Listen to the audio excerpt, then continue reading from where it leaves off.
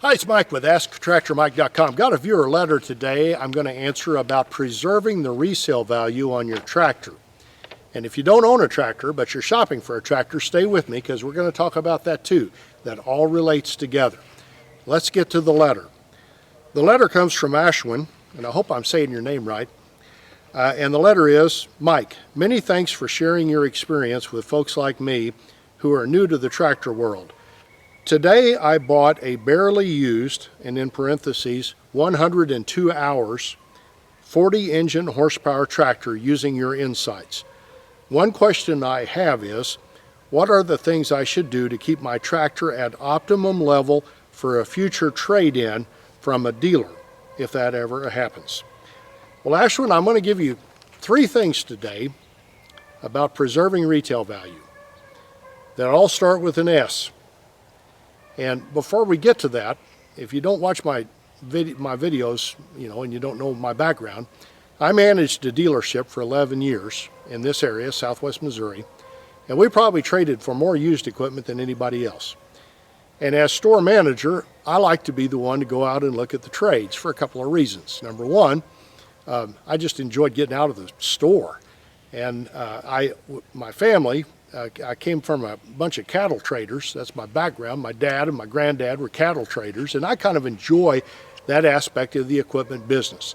And the other reason I like to go out and look at them is we paid our salespeople, and I had good salespeople that are pretty much trusted, but we paid them on volume and profit, and the more sales they made, the more money they made, and I like to be the one that decided how much money went in that trade, so they didn't get too aggressive.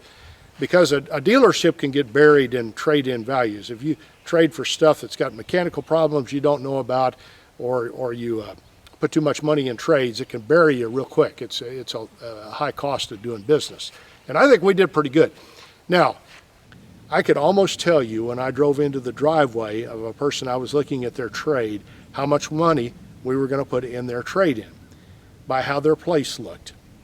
If they had a really nice place with a white vinyl fence and mowed under and everything was immaculate. And some folks are good at it, some people are outstanding at it. If they had their tractor in a garage and the floor was absolutely clean, and that's not me, but that's a lot of people. If I saw that kind of place, I knew I was going to put a premium value in that tractor.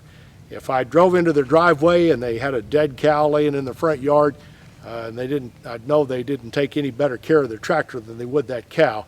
And there are some places in my area like that, and I looked at some of their trades. If that was the case, I didn't put much money in the trade, regardless of what it looked like, because I just knew it hadn't been taken care of. So I'm going to give you 3 things today that all start with S that will help you protect the investment in your tractor. And look at your tractor as an investment. Tractors are not like cars.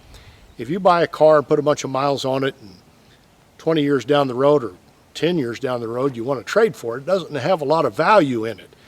Tractors are a little different for a couple of reasons. Number one, they're built to last longer than cars are generally. And number 2, there's not the supply of used tractors out there. It never has been, especially with the smaller tractors that guys like me and probably you own, us hobby farmers. There's not a good supply of used out there. And we don't put very many hours on them. A lot of us put 100, 200 hours a year on, and if that's all we put hours on a tractor, they'll last a lifetime. I figure the tractor I own is the last tractor I'll ever own, if you take care of them. So it's important to think about a tractor as an investment. And when you do the math on it, if you buy a tractor, and new tractors are going up 3 to 4% every year, and the year we went from Tier 3 to Tier 4, they went up 10%. Well, the value of your used tractor is going up as well.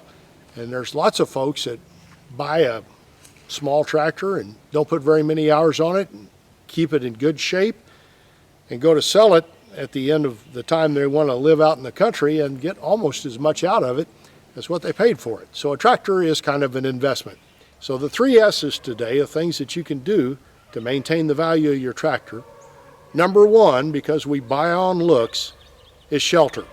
If you can keep that tractor inside where the paint doesn't fade and it's not exposed to elements, that will help the resale value. Now I've got a place under my back deck that's shielded from the sun. If I keep my tractor in there, That's going to help it maintain its resale value. You know, best is having a barn or an outbuilding you can keep it in. Now you want to be real careful with tarps. Some folks have stored antique cars under tarps, and if you're in a humid area, sometimes that can make the metal accrue moisture and condensation and accelerate the wear. But if you've got a barn, that's the best thing, to keep that thing in and keep that paint from fading. Some brands are worse than others about fading, but they all fade in direct sunlight. So that's number one, is shelter. Number two, of course, is service. If you can service that thing on a regular basis. Now, if you pay the dealer to come out every year and bring that tractor in and do a complete service on it, and they've got records of that, and you're trading with that dealer, that's going to help resale value. They know the tractor well and know that you've taken care of it. If you do your own service work, make sure you cover everything, and I've talked about all this stuff in my videos.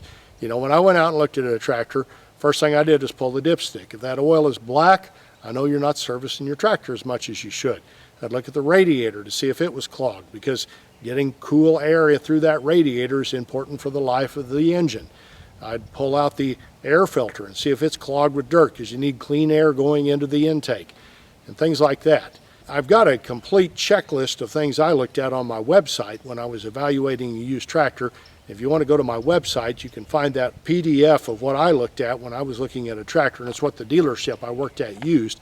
You can download that, and I'll post a link to a video at the end that shows what I look for when looking at a used tractor and what I looked at when I was evaluating a used tractor. Now, a little grease around the grease zerks is fine. If I saw grease, even a lot of grease out, I knew the person knew what a grease gun was, and they were keeping it serviced. If everything was dry, that was a red flag for me. So number two is service.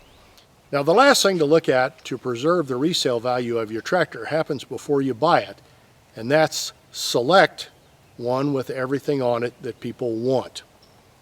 If you go on a dealer's lot and they've got a model there that's got the paint already faded, and you can tell it's got some age on it, and you can usually tell that, don't buy that for resale value, because if they're having trouble moving it as a new tractor, they're going to have trouble moving it as a trade too. You want to get all the options that people in your area demand.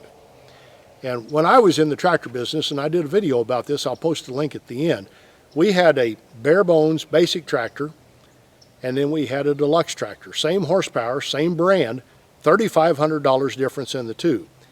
And by far, we sold more of the deluxe tractor than we did the bare bones tractor.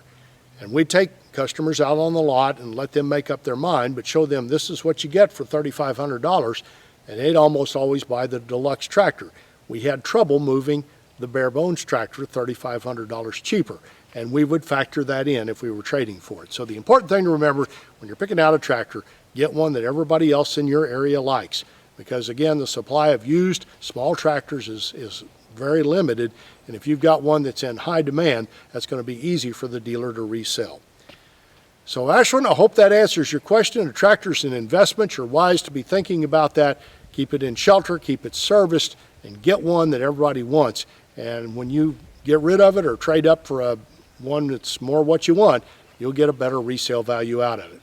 Here's links to the two videos I mentioned. Here's one about picking out a good used tractor and what to look for there. And here's one about the two different tractors that were $3,500 difference. Thanks for watching.